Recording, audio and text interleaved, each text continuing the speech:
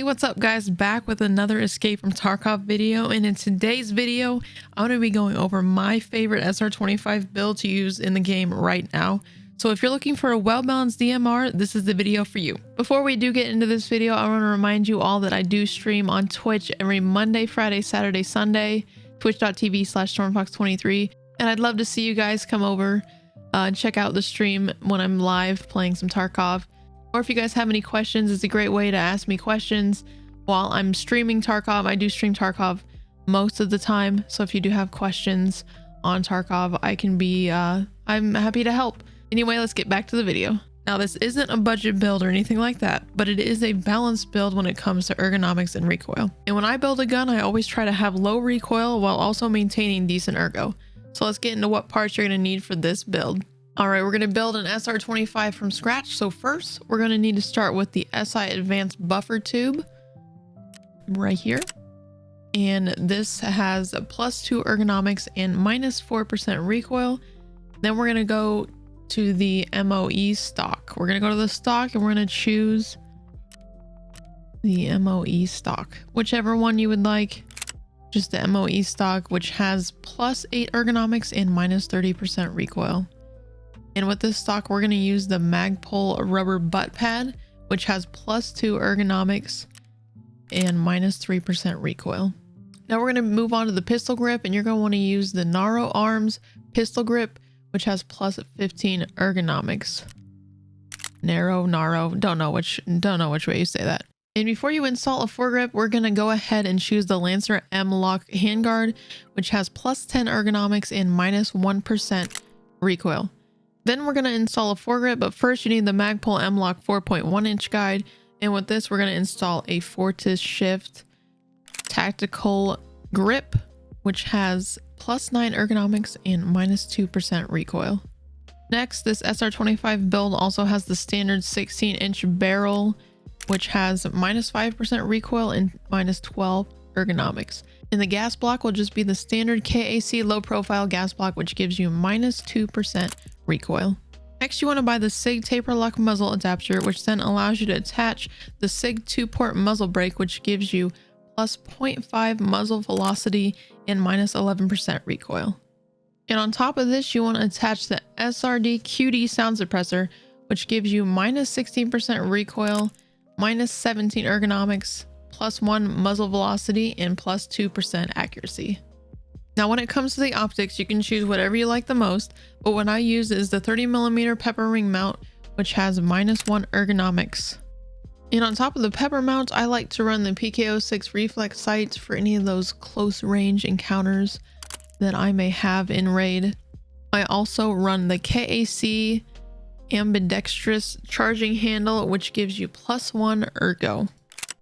And I like to throw on a rear sight so that I get that extra ergo, and I use the rear KAC micro folding sight, and it gives me +1 ergo, so you can stack 1 ergonomics on top of the rest of the gun that you have made out. There's just a little boost on ergonomics that you can do, and it doesn't really affect your gun at all because you're going to be using a scope anyway, so I always just like to put that on there to add that extra little ergo boost. And last but not least, I like to run the PMag Gen M320 round mag, which gives you -3 ergo.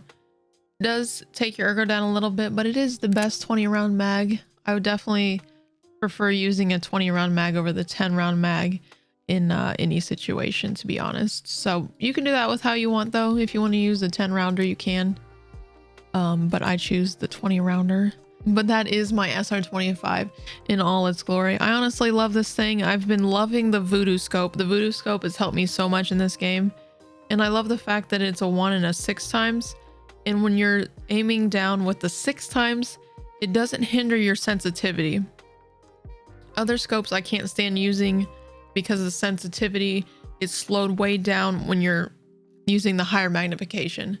It's been something that's so frustrating for me, like when I use the hammer and I aim down the higher magnification scope, it's just so slow. The sensitivity of me moving left and right with my mouse is just so slow. And I really wish that they would implement a way for you to be able to change your sensitivity when you're aiming down a sight that has a higher magnification. So that's why I use the Voodoo. I love the Voodoo, and that's the reason why I love the Voodoo, just because of the sensitivity.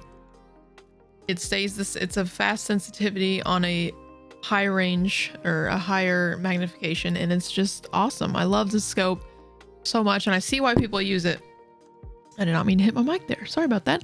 But I see why people use it. It's awesome. Ever since I found it on someone's gun that I picked up, I believe it was like a DTMDR a while ago, and I found it and I used it for a little bit, and then I like, you know, set it aside and I didn't use it again for a while. And then I decided to use it again on this, I think it was on this gun, on the SR-25, and I just fell in love with it, and honestly it's been helping me. I run a lot of interchange, so it really does help me see other people across the mall, and it gets me those one taps on people's heads. Let's say I'm up in I came up the Trend escalator and someone's all the way down by Ultra or Tech Light, gets me those one taps. Or if I'm across the mall, let's say by a Burger or Jacob and Jacob, and someone's down by Donut, by Pizza or something, and they're standing there. Sometimes they're easy taps, especially if they're sitting still and they don't know you're there. Or if they're a food court and say I'm down by Goshen escalator up top. I've gotten kills like that too, so it's fun. I really love this gun. Honestly, that's why I'm sharing with you guys. If anyone is looking for an awesome DMR to use, it is not cheap. It is very expensive. And I'll actually go over each item and how much everything costs. You can get a lot of these parts from traders, but you also may need to buy things from the flea market. So it does get pretty pricey. I recommend buying the gun from the flea market. Peacekeeper does a little pricey, so you can save money by buying it on the flea market. But a lot of these other parts you can buy from the traders. So I'm going to show that right now. All right, here we have it. The list here. The pistol grip can be bought by Peacekeeper, and for most of these you need to have your traders leveled maxed out. So the first one you can buy from Peacekeeper, the pistol grip, for $134. These PMAG 20 round mags you can buy from Peacekeeper for $35.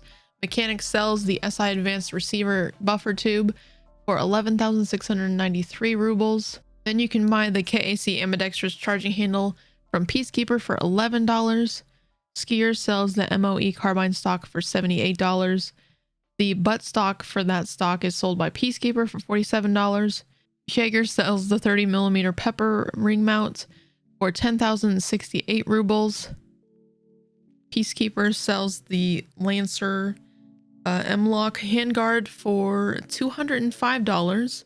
Peacekeeper also sells the KAC folding micro sight for $34. And on this one, you can use the micro or you can use just the folding rear sight, whichever you choose. The micro is just lighter and will take off a bit of weight from your gun. It's not a big amount. It's like a tiny 0.1, I believe, 0.1 amount, but I just go with the micro. Then Jaeger, you can get the Voodoo Scope for 46,562 rubles. PK06 you usually have to buy off the market, and it's kind of expensive, so you can choose whether to have that on top of your mount or not. Sights are all negotiable.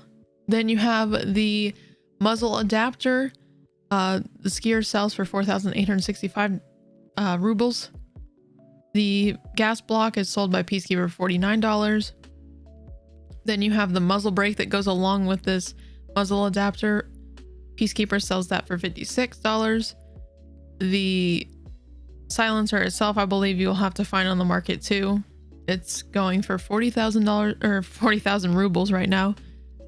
The Magpul M-Lock 4.1 inch guide sold by Mechanic for 1,762 rubles. And the Fortis Shift Tactical Grip is sold by Peacekeeper for $157,000. And here we have an SR-25 sold on the flea market for $60K. Definitely recommend buying it from the flea market and not Peacekeeper, because he sells it for like $1,000 something, and it's cheaper to just buy it on the flea market with your rubles. Anyway, I hope this video helped you guys out.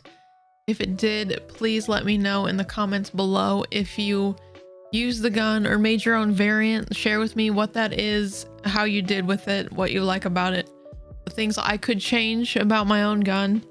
Give me some tips if there's something I could do better in terms of adding ergonomics, adding lower recoil, whatever. I'm not a super big expert on all of the gun builds and things like that.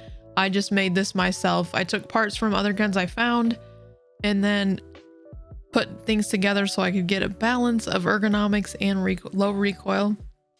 But I'm open to getting any suggestions you guys have. That's awesome. But if it did help you out, be sure to hit the like button. If you want to see more Tarkov content like this, be sure to subscribe. I'll do some more gun builds if anyone enjoys this. If you guys enjoy this, let me know. Let me know and I'll do some more gun builds. But I thought I would do this gun because it is like my favorite weapon to use right now. To be honest, next to like the HK 416 is probably like my favorite gun in like a lot of games. So, but anyway, hope you guys have an awesome day and I'll see you guys in the next one.